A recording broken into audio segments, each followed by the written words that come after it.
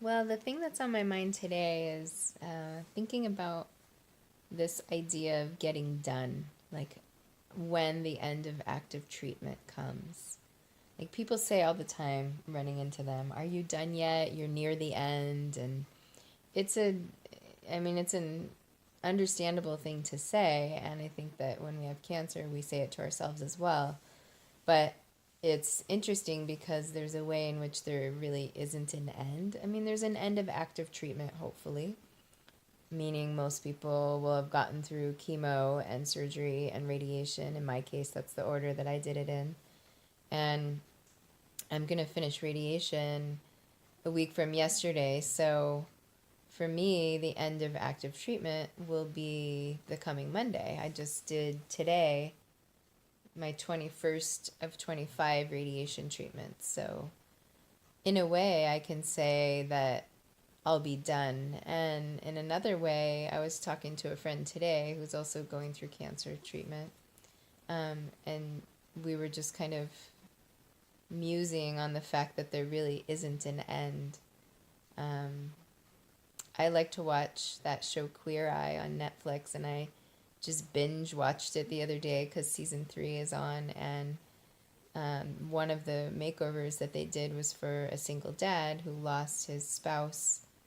I don't know how recent, but the kids were pretty young. So he was showing a picture, some pictures of her on the wall, and he said she was completely bald. This is when she had just finished chemo, and we thought she was through treatment. She'd never have to do all that stuff again. And then she either had a reoccurrence or a secondary cancer. I don't know which it was, but it was just a touching moment where he was talking about her having to go through all that stuff again. So I don't really know the details. They didn't spend a long time talking about that part of it, but yeah, it just had me think like, wow, you think that you'll never have to do something again. In my mind, at least radiation. I mean, I doubt that I'll get radiation to that area again because I don't think they really can do it more than one time in one place. But then there's also a limit to the amount of radiation a person can safely put into their body. And I think that once I get through my radiation here now, I'll have put nearly 5,000 rads. That's one of the units of measure they use, rads and grays. And I don't know the conversion, but I also don't know the amount of radiation that is the limit, if I'll have hit that limit or not. But I do know that there is a limit. But anyway, the point is, I was talking to my friend today, and we were saying, gosh, we want to feel like we're at the end. She's dealing with a different type of cancer, so the way in which they treated her is different than mine. Like they split the chemo in half, so she did 3 chemos, radiation, and then 3 more chemos. So for her, she's going to do her last chemo, and then she did surgery. She started with surgery, so yeah, it's interesting because I want there to be an end, and in some ways there really isn't an end. Although what there is a period of time where I won't be going to as many appointments. I won't be in active treatment, and I think it's still worth celebrating that. But it's also worth recognizing that now that I have a cancer diagnosis, I think this is true for other people. It's like this ongoing awareness and this ongoing, I was going to say diligence of looking after ourselves and all of that. So I just met today, I set an appointment with the woman who's the nutritionist at the hospital where I go and see my oncologist and get the treatments for radiation. This is up locally where I live, not down at Stanford, which is where I've gone for surgery. And it'll be interesting to speak to her because I live in a somewhat rural community, but it's also a very, I'd say, health conscious community in that a lot of people do paleo and keto and any kind of dietary kind of lifestyles that you can think of basically happen here. A lot of people are vegetarians, and people have eschewed vegetarianism to go back to meat eating, and eat primal and paleo, like I said. So anyway, it'll be interesting to speak to her because she's kind of, like I said to her today, you probably have your foot in both worlds, because I want to ask her about eating meat. And I did ask her a little bit about it today, so that was interesting. But I want to hear more about it because I don't really buy into this whole one size fits all. Oh yeah, you should just eat vegan and, not ask any questions about it. So yeah, it's interesting to just imagine what the road ahead of me looks like, because I need to address my hormones. I need to find a naturopathic doctor who can help me sort through the supplements that I'm taking. And I need to adjust this. And just make sure I'm really on the path I want to be on, because now that I'm just about done with active treatment, I'll need to go back to Stanford and speak to them about the final surgery. So in another way, I'm kind of not really done with active treatment until I again have a final surgery. And after that, even I'm going to have fat grafting, most likely, because I have a thin frame, relatively thin frame. And in women my size, they often are candidates for implants, because there's not really enough tissue on the body to move from one area to the breasts.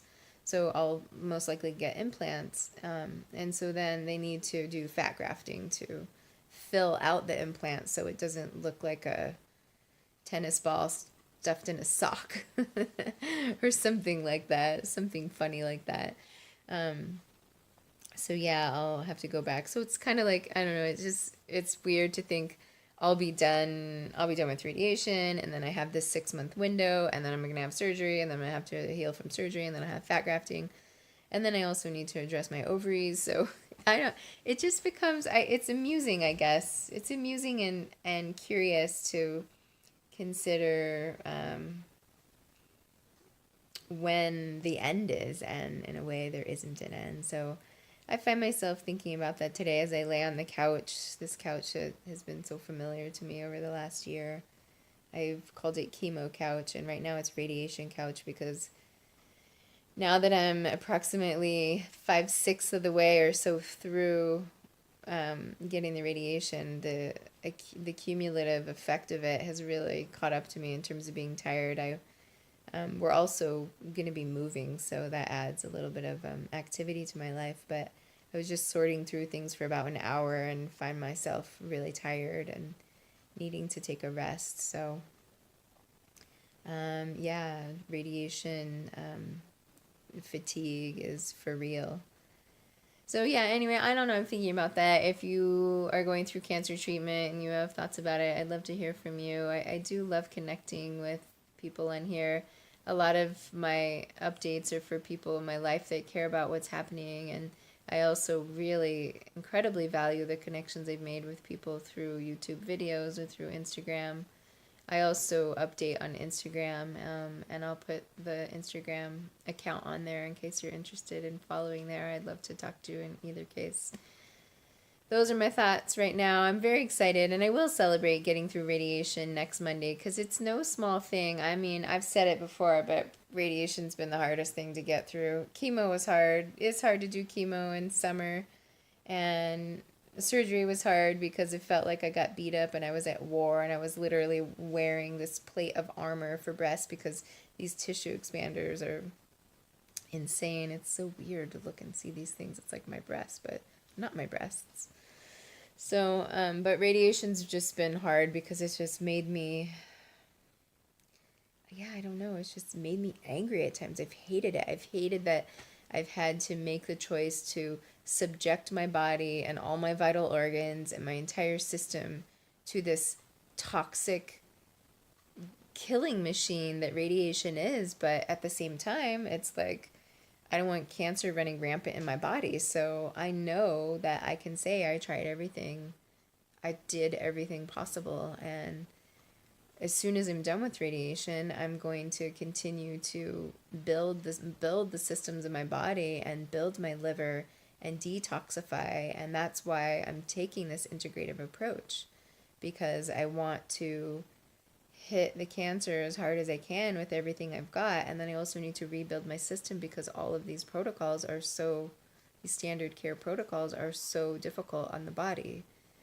So I believe that I can keep myself from getting any of these secondary cancers that can come from radiation. And the thing is, they don't come for a lot of years down the line, but I can keep myself from getting them by fortifying myself and by not just going back to familiar and comfortable lifestyle and habits in life, making sure I'm taking the right supplements for my body and not these one-size-fits-all cancer protocols that are out there, because I really don't believe in that. So anyway, those are my thoughts on that. And again, I'd love to hear from you if you have words of encouragement or any thoughts or any ideas or opinions. It's always welcome. All right, take good care.